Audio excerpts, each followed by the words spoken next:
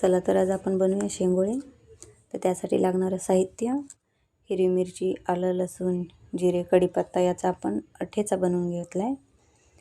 आणि लाल तिखट, मीठ, हळद, 2 वाट्या ज्वारीचं पीठ, अर्धी वाटी गव्हाचं पीठ.